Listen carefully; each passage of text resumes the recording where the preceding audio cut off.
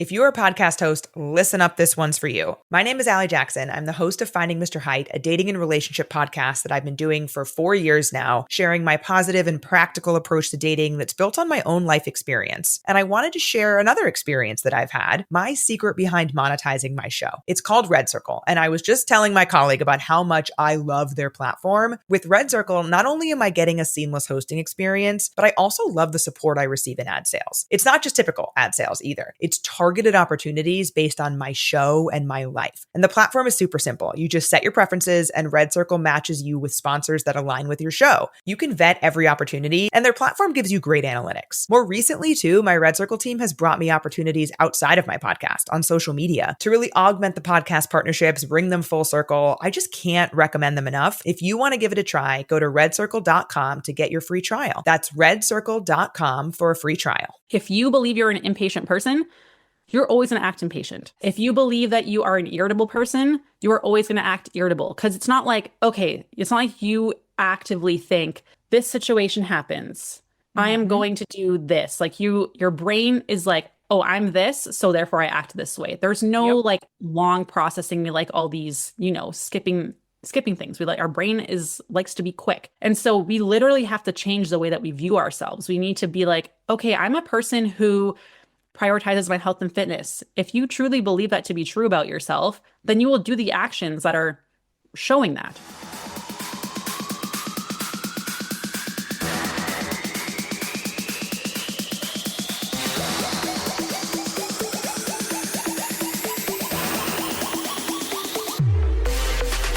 Welcome to the Bomb Life Podcast, where fitness, mindset, and real talk collide. This isn't just about workouts. It's about transforming your body, mind, and life. Get ready for unfiltered conversations, expert advice, and the motivation you need to level up in every way.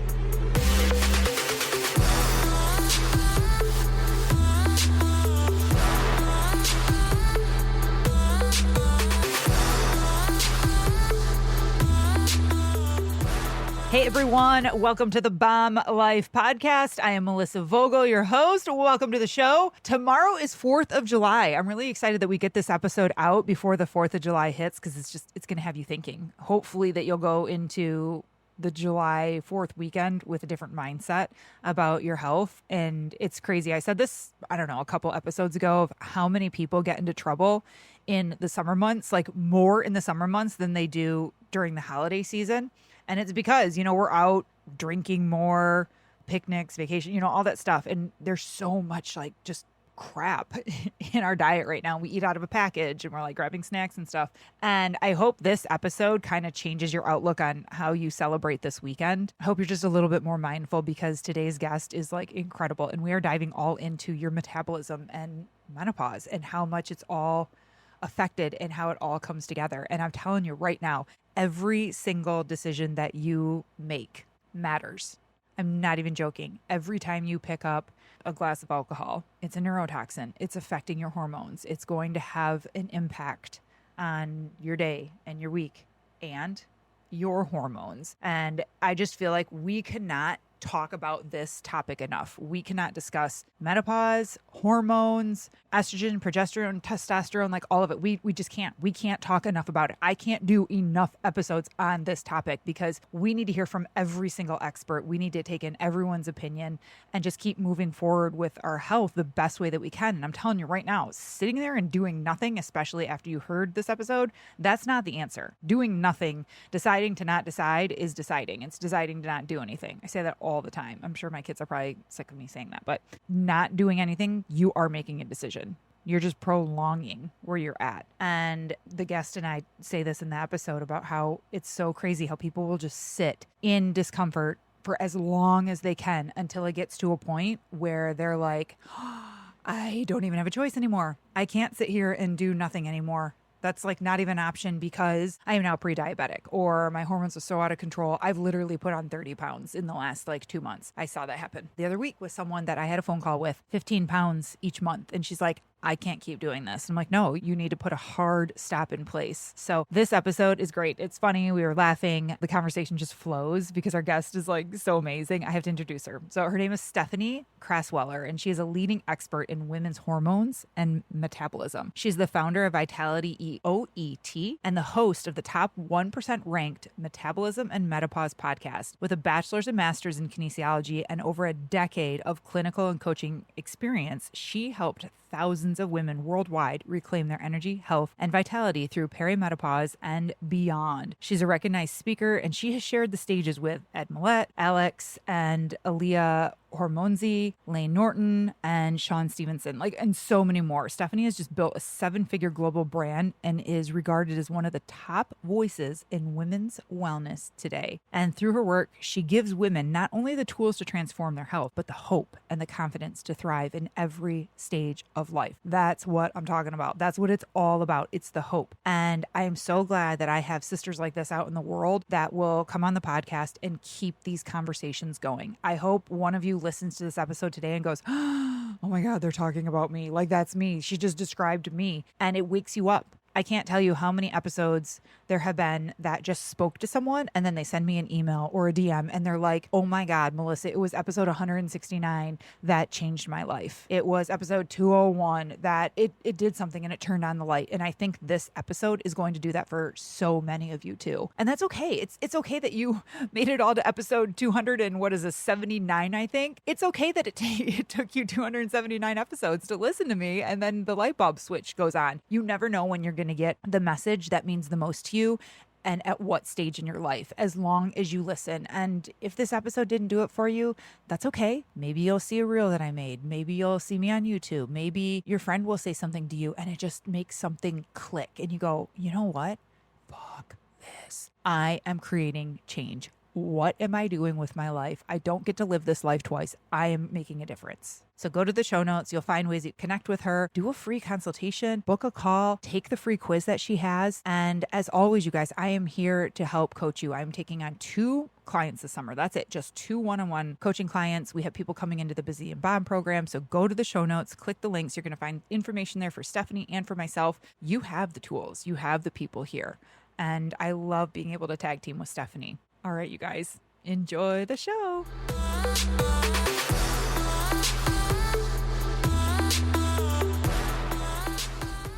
Hey, everyone. Welcome to the Bomb Life podcast. Today we have Stephanie Crassweller on. Welcome to the show, Stephanie. Thanks for having me. Oh my God, I can already tell we're going to be friends. We just met. Oh, Stephanie. Okay. So today we're talking about menopause, hormones. We're going to dive into all the questions that a lot of our listeners either need to know now or they're going to need to know in the future. It's going to happen, right? Yes, it's going to happen to everyone, every single person. And that's why people need to know. Right. And I think it's so funny how people have no clue how early it hits too, how early it can hit. We're talking 30. Yeah, it can start mid-30s. People have no idea. They think it's, oh, my period stops and I get hot flashes. And it's once that's happened, you've been perimenopausal for 8-10 years. People have no freaking idea. Right? Girl, you're straight up gangster. You're this expert in women's hormones and metabolism. Okay, so 1, that's cool. And we need to duplicate you 20 times. We're working on it. We're coming out with a coaching certification actually for next year. So it's in the process. Oh, nice. I love it. So you are the founder of Vitality OET. You're also the host of the top 1% ranked Metabolism and Menopause podcast. I mean, you have a bachelor's and master's of science in kinesiology. You're a certified strength and conditioning coach specialist. Oh my God. And it keeps going on and on. So I like saying that, giving you credit for all that you do and what you're doing, because it speaks volume and we're so lucky to have you here today. Thank you. Yeah. I think a lot of people were just silenced in this topic. 100%. And I saw this all the time. I had my own clinic where I had massage therapists working under me, personal trainers.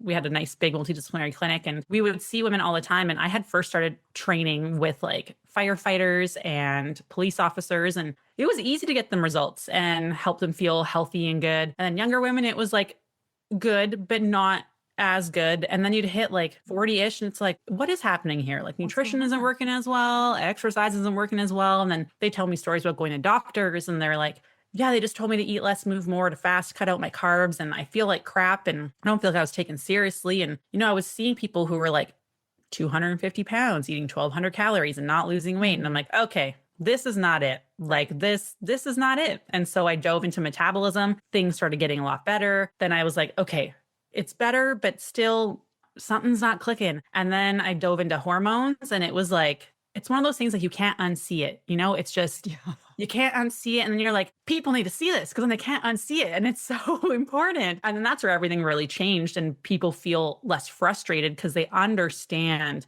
why things are happening. Because it's not that you're lacking discipline most of the time. It's not that you're lacking willpower. It's that we're not doing the right things for how our body is changing, because we don't think that what we're doing has changed much, but our bodies are changing, but internally things have changed. So we have to change what we're doing on the outside. But people are just like, no, I must push harder. And then boom, all of a sudden you're heavier. And it's like, make this make sense, right? And so this is where I really dove deep into everything. And it's opened my eyes to so much. And there's always just so much to learn because finally women are being researched, thank goodness. Yeah.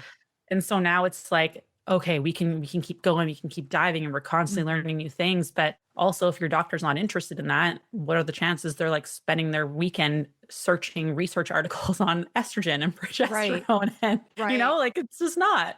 I'm glad you brought that up, because I think there's so many women that do go to their doctors. I'm sure you talk to them all the time and they go there and they explain this is what's happening, and I can't tell you how many women have come back to me and they just mean what I do in my field. And they're like, they just said it's part of getting older. It's just because I'm getting older in my age. And I'm like, that is not a helpful answer. Are you kidding me? Oh, for sure. No. It's insane. And they're like, the way I almost view it is they're like, oh, this isn't serious. It's not a disease. It's not, you didn't break your arm. You don't have cancer. Like, miserable. It's not that big of a deal. Yeah. They're like, it's not that big of a deal. It's not a real problem. I'm like, if someone is expressing to you that something is going on and they're concerned about it, it is literally your job to be concerned about it. Like quite literally. And it's like, oh my gosh, I just can't. And there are some great doctors out there. Don't get me wrong. For sure. But they are very hard to find. So if you find one, hold on to them, sing their praises, like just share the good news. Right.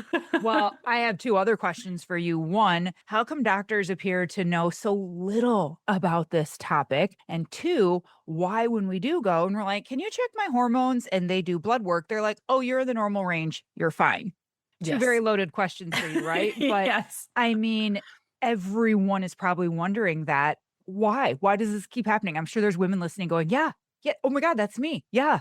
Yes, exactly. So unfortunately, it takes a very long time for research to get into medical schools, let alone practitioners. Like if you think about the progression of leaky gut, people used to laugh at that like 30, 35 years ago. They're like, that's not a thing. That's not a thing. Now we know it's a thing, but it took 20 years of like people making enough noise about it, begging for research, getting enough research that then there can be like meta-analyses to like look at all the research, to like find the findings, then put it into universities, put it into practice. Like that's all. Do you really want to wait 25 years? Like where are you going to be in 25 years? Like I ain't waiting for that. Sorry, not happening.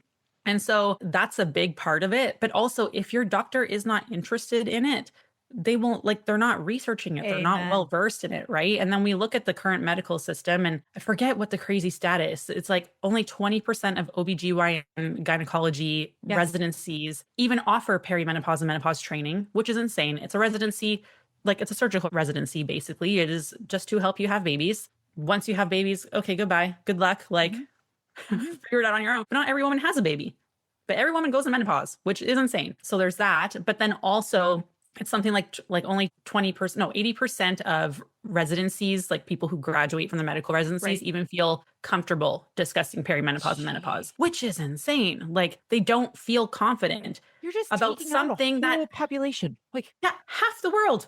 Like that's half the people. Like it's insane. And so this is why, I mean, even nutrition and stuff, I was talking to a really like a good doctor friend of mine and he was like, we got like 5 days of nutrition, a day of exercise, maybe. And he's like, did I even show up to those lectures? I don't know. I probably just took the note taker's notes for those lectures. And learned what I need to know to pass the test and that's it. Like, he's like, it's not like, it's technically kind of out of scope for a doctor to give you dietary advice that way because they literally don't know. Like, you have people who have done multiple certifications and so much education and have so much experience just in this field.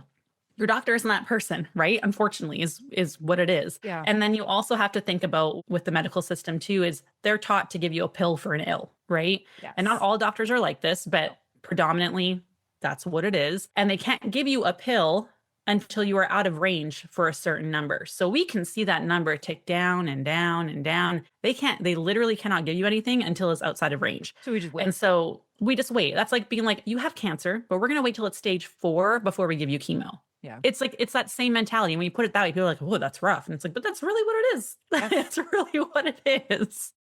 It's insane. What was the second question? The blood work.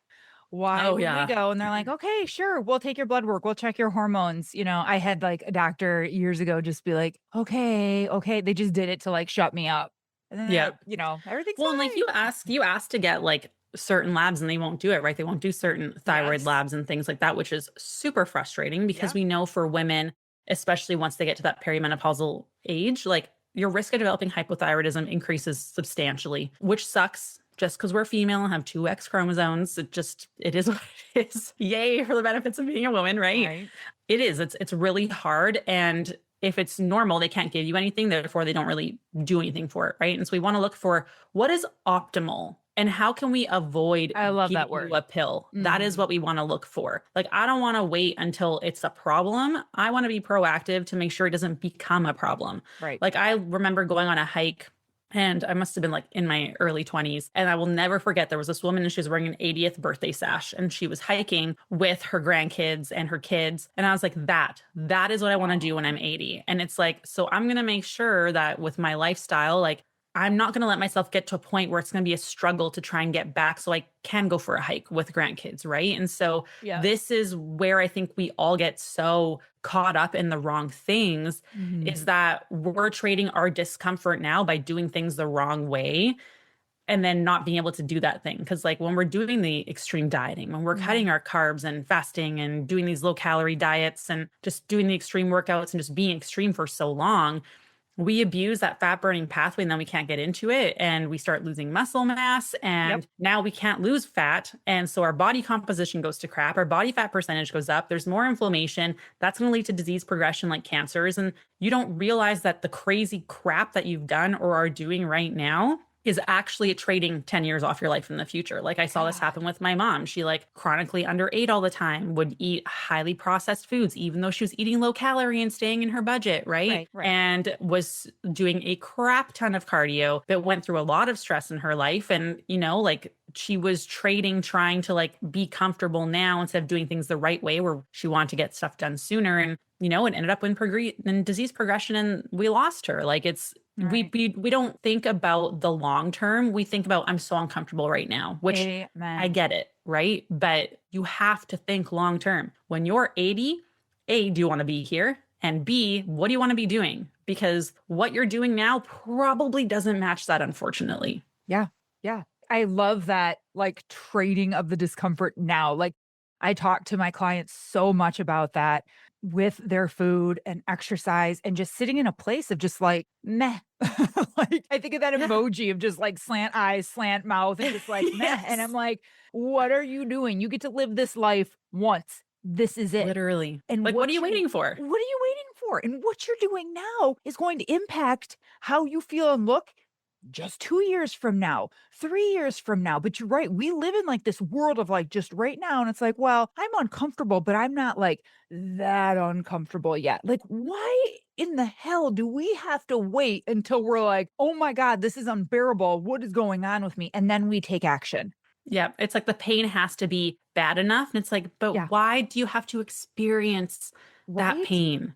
Like, do you really want to wait to get like XYZ disease before you start making changes? Like, no, like we have to do it now. And this is where a lot of women get it wrong too, where they're like, I've always been fit and healthy. I'll be fine in menopause. And it's like, girl, I can't tell you how many women I worked with that are like, oh yeah, like I was fit and healthy my whole life. And then all of a sudden one day, and I'm like, I know. I know. And it's like, but what you were doing then you could get away with because of your hormones. And then it declines. And it's like, your hormones were holding things together that you were not properly taking care of yourself. You were just getting away with it, but you thought it was taking care of you. And so that's where we need to, exactly. And so now you have to learn, what does taking care of me actually look like? Right. Especially now that my hormones have changed. How do I do this before my hormones change? Because I can't tell you, there's so many people on our team. Like we have coaches that are in perimenopause in their late 40s, 50s, right? We have coaches that are in their early 30s. And it's like, I don't want to say we're not afraid, but like we're kind of afraid where it's like, we know a lot. And it's like, we realize how like smooth the transition can be, but also with the women we work with, we realize how catastrophic it can be. And some people do not see it coming at all. And that's the thing that sucks because we're just like, oh, I've been healthy and fit my entire life. And it's like, okay, yes, but what does that look like? Have you been eating low calorie, eating low carb, doing the crazy, like, you know what I mean? All these crazy things. And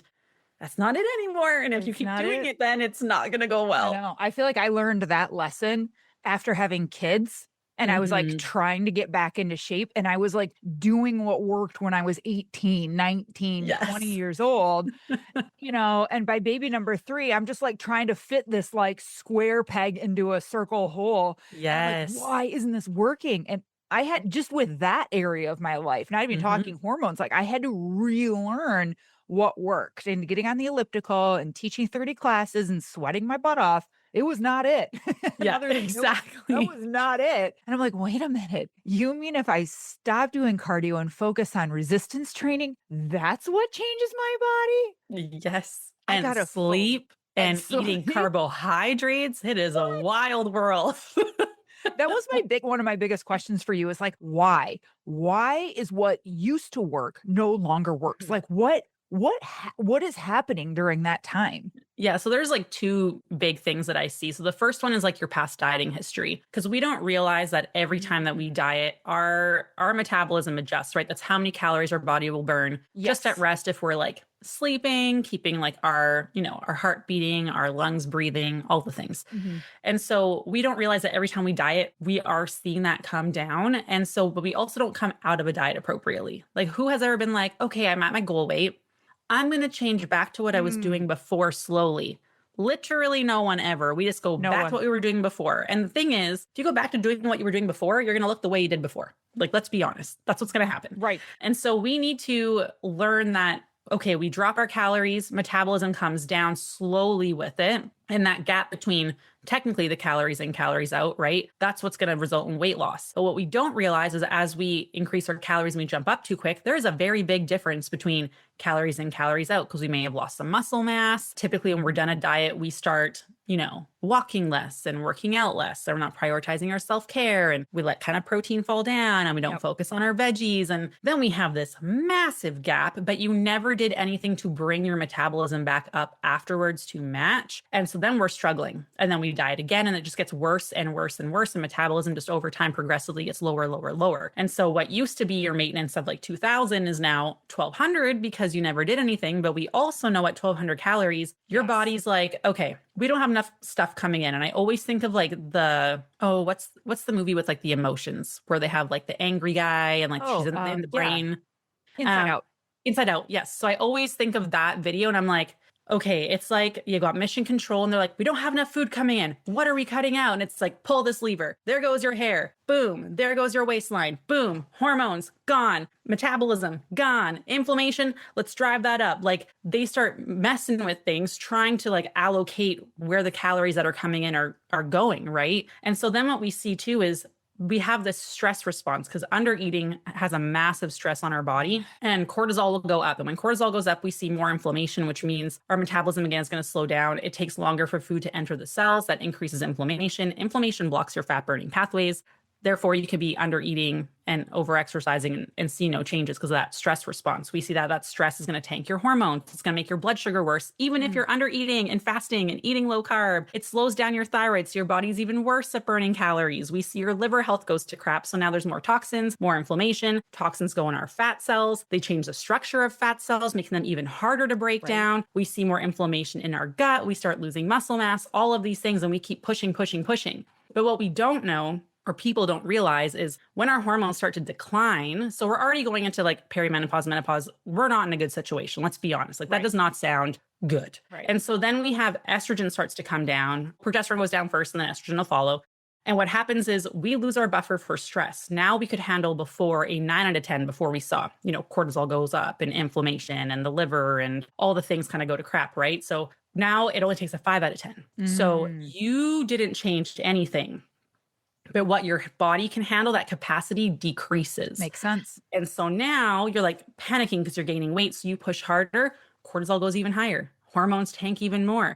And we see so many women in their 20s and 30s already going through this from overstressing their bodies from, all the doom and gloom. We had, the pandemic, we have grief and trauma and anxiety, and we're go, go, go all of the time. And people are like, I'm not stressed. I love my life. And it's like, if you are on, that's a stress for you. You're needing more energy to meet the demand of what's on your body. You might have like deadlines, like you might love your job, but you're still on, like teachers and nurses. That's a lot of stress when you're at work.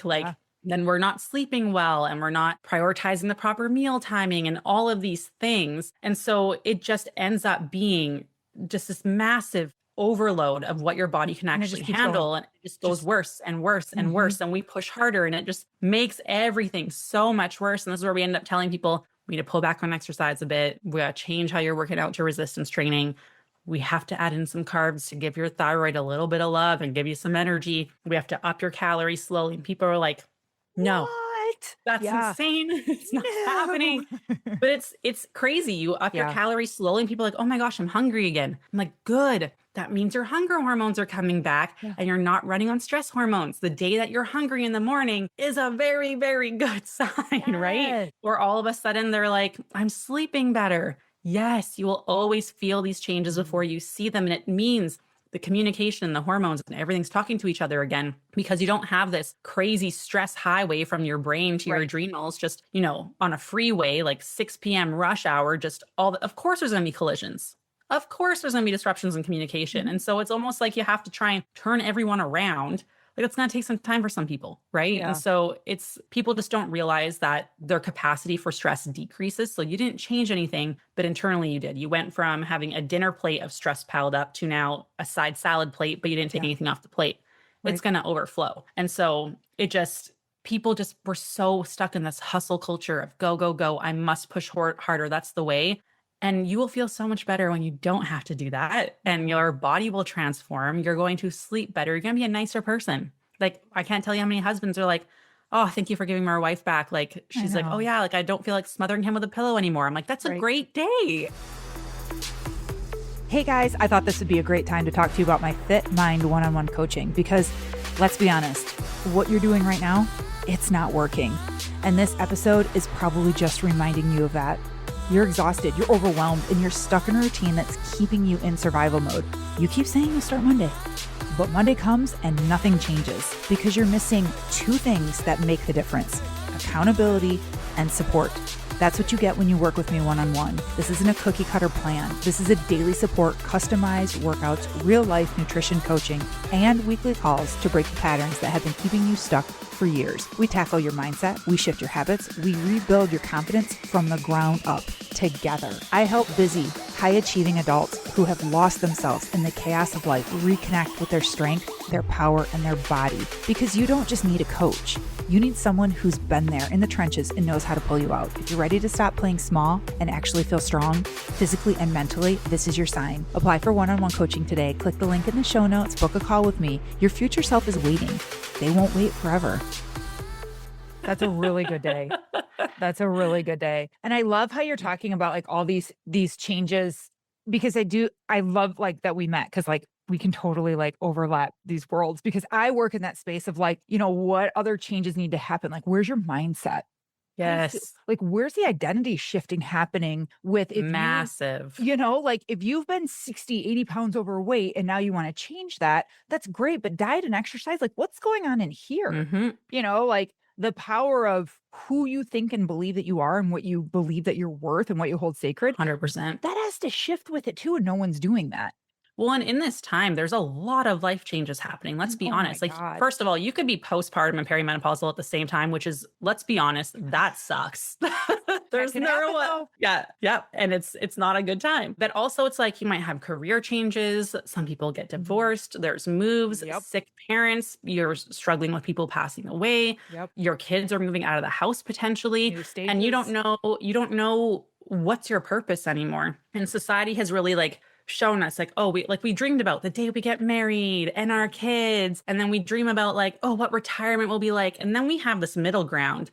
Well, people are like, I never envisioned this. No one prepared me for this. No one told me it was way worse than just hot flashes and not having your period, right? And it's like, can I just skip this to be at that other end, right? Like people haven't really envisioned this part of their life. And also the symptoms that you experience make you show up differently, right? Like, your mood changes. You don't feel as confident at work. Maybe you're not as articulate. You're not as sharp. You're exhausted. You have these cravings. You're emotional. And you're like, I can't recognize myself physically, but like emotionally, I'm like, I'm anxious. I'm depressed. I don't know what brings me joy anymore. The things that did bring me joy are kind of just meh, right? Like, meh. And so there's so much happening at one time. And you go to your doctor, like, here's an antidepressant. It's like, or there's something else going on. Right. Well, and I'm glad that we're talking about this. Like, seriously, I think these conversations, they're new.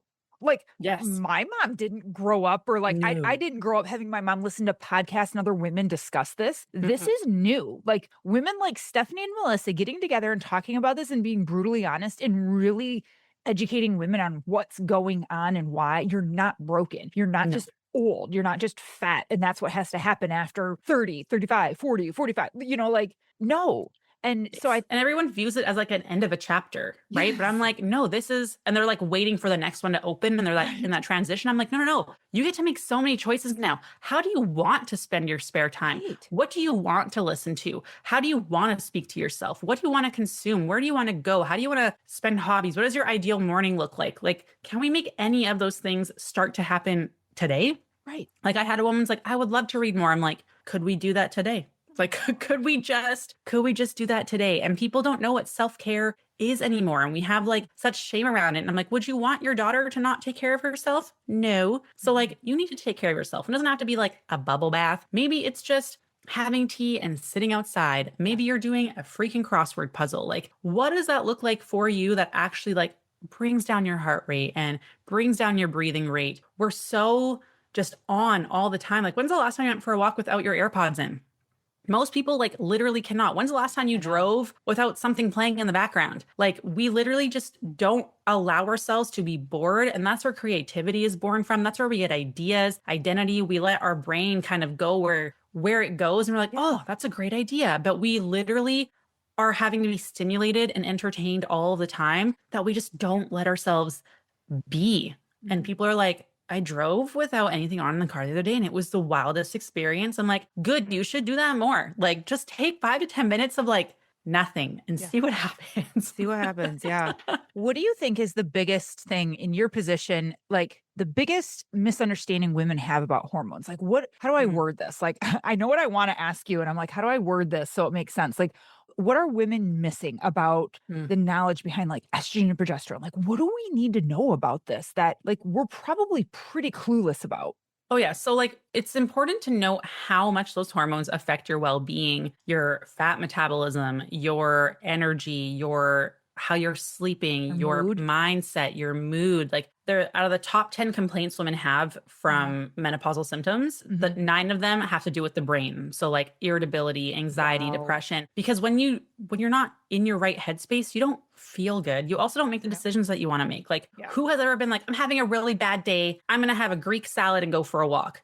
No, like you're like, I'm going to go either like punish myself in the gym because that's how some people are, or I'm going to sit on the couch and watch Netflix with ice cream, watching Love is Blind. Yeah. Like that's sugar. Yeah. Like that's literally like, you just you don't have good conversations when you're really upset. You can't make good decisions at work when you're really upset, when you don't feel like yourself. Right. And so I don't think people realize how much that affects everything. And then how much your mind dictates the actions that you take, because you will always act in accordance into what you believe to be true about yourself. I say this all of the time. If you believe you're an impatient person, you're always going to act impatient. If you believe that you are an irritable person, you are always going to act irritable, because it's not like, okay, it's not like you actively think this situation happens, I am going to do this. Like your brain is like, oh, I'm this, so therefore I act this way. There's no like long processing, like all these, skipping things. We like, our brain likes to be quick. And so we literally have to change the way that we view ourselves. We need to be like, okay, I'm a person who prioritizes my health and fitness. If you truly believe that to be true about yourself, then you will do the actions that are showing that, right? It's a lot harder to, like, we have to do some action to get ourselves some proof, right, that we are doing it. But ultimately, you have to change what you view about yourself. And this is something I work with clients all the time, because like, if you always feel poorly about yourself, you are probably going to make decisions that continue to make you feel poorly about yourself. Yep. Like, that's just how it works, right? And so hormones affect that so much. And HRT can be great with helping with that, right? Bioidentical, it's really great. However, we also have to assess, can your body absorb it? Can it break it down? Can it use it? Can it get rid of that extra? Because this is where people say, oh, I took HRT and I didn't feel good. I felt worse. And it's like, that tells me there's something going on internally in your body. Like, either your liver is sluggish and can't process it. We've got a slow metabolism, so things are sticking around in your bloodstream too long, and then it's not getting into the cell quick enough. So then we're having those like estrogen dominant type symptoms instead. And so we need to understand that hormones can be incredible, right? Like, bioidentical can be super great if your body can actually utilize it. And this is where you see people who are on GLPs who don't get results. Has to do with metabolism. If their body can actually process it, are you able to eliminate all those things? Because too much of something is not good, right? Like, just because some is good does not mean more is better. Right. And this is something I think a lot of women need to understand as well, where they think, oh, I'm going to take HRT and I'm going to feel amazing and also lose weight. And it's like, HRT don't take you for a walk. It doesn't lift weights. It's not going to build your muscle. It's not going to magically make you feel like, now I have self-worth. Like, it's not that magical. Like, it helps with symptoms if your body can utilize it,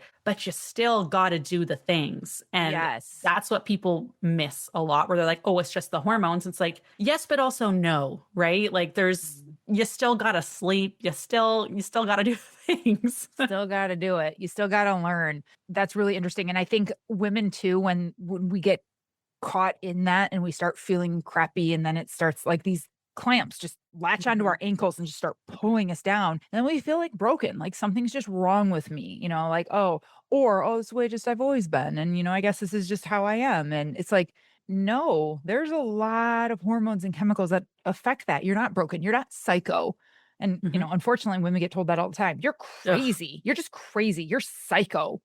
Yeah. No, and it's brutal, because we're supposed to be like quiet and not make other people uncomfortable and like hide our hot flashes. And it's like, no. Like, I refuse to admit, because like, if we look at the hormone journey, childhood, okay, like we're good. Then we hit puberty, and we don't know what the heck's going on for like 5 years. Let's be honest. We're like, this is insane.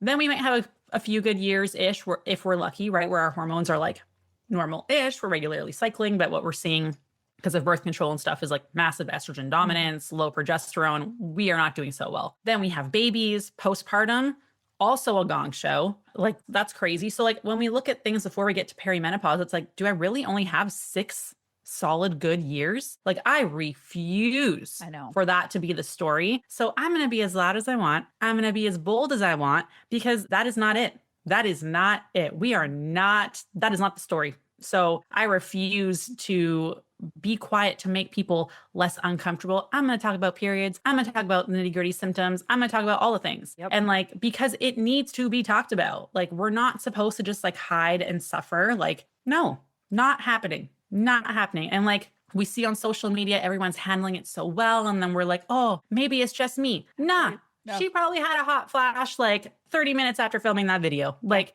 ain't no one like feeling super amazing. We're gonna have ebbs and flows, and it's gonna take time to figure out our new rhythm and work with our body instead of against it.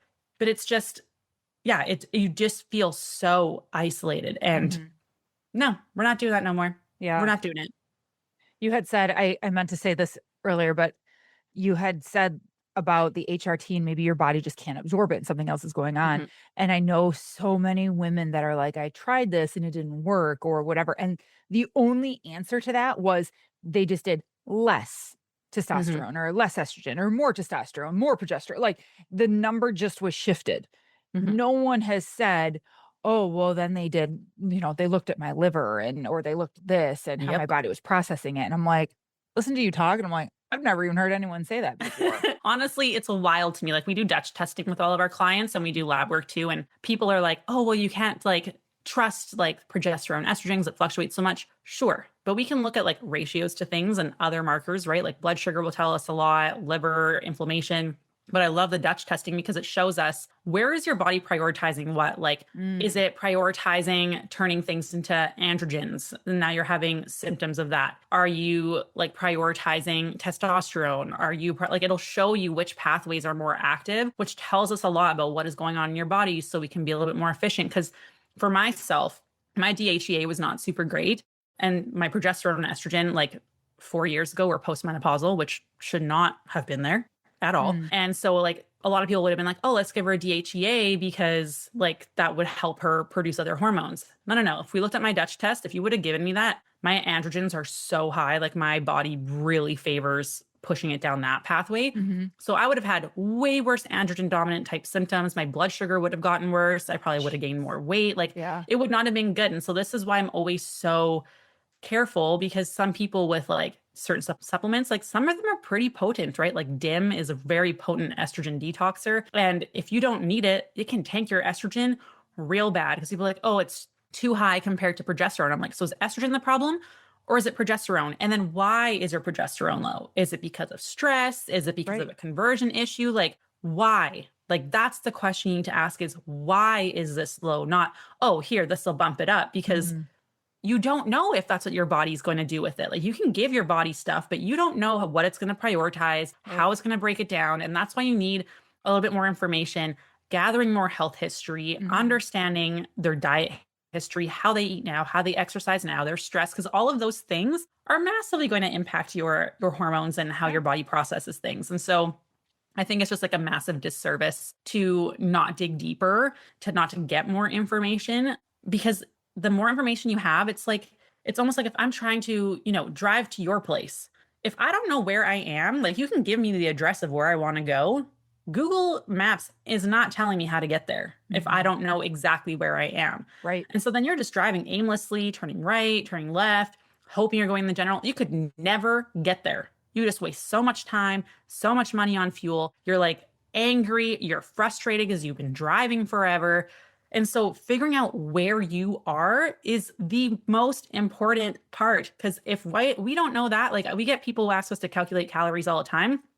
I send them a list of like 14 questions. They're like, is this necessary? I'm like, yeah, because I'm not going to tell you where to go if I don't know where you are. Exactly. Because otherwise you could end up gaining weight. You could end up feeling worse. Like I need to know so much. And people get kind of frustrated sometimes. I'm like, ethically, I'm not willing to just like wing it.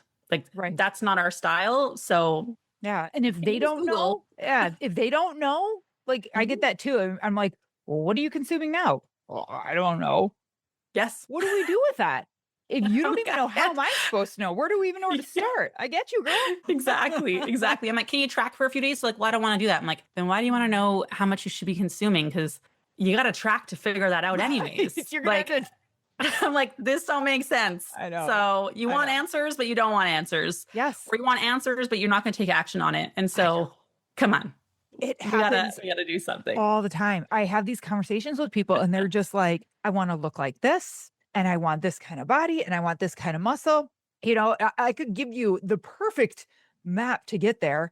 It does us no good if you have every excuse in the book as to why you can't get to the gym. 100%. Why you can't just start walking. And you're willing to put in like 2 days of work, but you want a honestly 6-day-a-week work body. And they're like, oh, I followed the plan except for this and for this and for this. I'm like, okay, I don't like, you make your decisions. I will help you through this. I'm never going to make you feel poorly, but you have to take responsibility for 1, your choices, and 2, the consequences that come with it. And so the consequence is results aren't going to be exactly what you want then. I'm okay with that. but you're clearly not okay with that. And Yep. that's not a me thing, that's a you thing. And so we need to work through this. And like, what are you actually willing to do? And based on what you're actually willing to do, what are the expectations that you can realistically expect? And that's always a really, really hard conversation. Yes. Because we're just so used to order on Amazon at my door 2 hours later, right? This is not how this works. No. We are not Amazon Prime. We are like the Sears catalog where you had to look through the book and circle it and call in, and then you had to wait forever. Yeah. And then you wait forever for it to come back in the mail because you like submit it. Like, we're the Sears catalog. That's how our bodies work. We are not Amazon Prime. That is so funny. That is so true. The Sears catalog. I haven't thought about that in years. I remember like circling like things that I wanted, like these bathing suits and stuff. Oh man, so funny. Oh, that's the best. Oh, that is so good. Stephanie, you are just like brilliant. And I love you. that we're like, we're like talking some shit right now, but I hope someone's listening going, that's me. Like, that's me. Like, I do that. I do that. And sometimes that awareness is, I say this all the time, like that awareness is key. Like you cannot take action. You cannot change. You cannot do anything to change the course that you're on if you don't have that awareness first. 100%. And 100%. And that's the thing. Like I'll have women message me like, because we're doing like a challenge right now. And a woman's like, oh man, like I struggle with this, but I was very aware that, I like definitely am not hitting my protein today. Like because of X, Y, Z. I'm like, okay, but you're aware of it. So now it's like, okay, we're aware this is an issue. Let's make a plan to make sure that we can proactively avoid this in the future. Like make sure that you're reaching these things. If you don't even know there's a problem, how are you gonna fix it? No. You don't even know it's there. Yep. And admit it.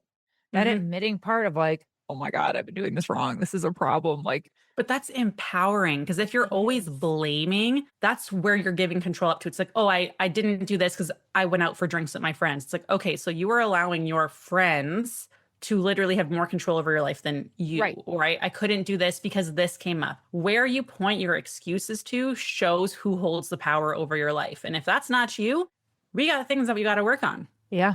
Amen. Stephanie, you have just been amazing. This is like the best episode ever. I'm so glad that we connected. How can people find you? How can they follow you? How can they find you? How can they work with you? Give us the lowdown. Yes. So we have a podcast called the Metabolism and Menopause Podcast. You can find it on all platforms, Perfect. YouTube, all the places. You can follow me on Instagram at vitality.oet.stephanie. And then we also do have a quiz available that will assess like, where am I at? Am I at a place where my fat burning pathways are even open? Am I able to drop calories to see changes? And if I'm not, what are the steps to take? So we have a quiz that you guys can take for that as well. Okay. Awesome. And we'll put everything in the show notes too. We will link everything there. Stephanie, again, thank you so much for coming on and having this conversation. I hope we get to do this again. Yeah, this was really fun. Very cup filling. Yes, very cup filling. I hope we get to connect again and just be two powerhouse women that are helping other women live their best life ever. So awesome. Thank you for having me. Thank you. Everyone, stay safe, stay healthy. Until next time. The Bomb Life podcast is for informational and entertainment purposes only. The content shared here is not intended as medical, legal, or professional advice. Always consult with a qualified professional before making any health, fitness, financial, or legal decisions. The opinions shared on this podcast are personal experiences and insights. So if you need expert guidance, go find the right professional for you. Thanks for listening.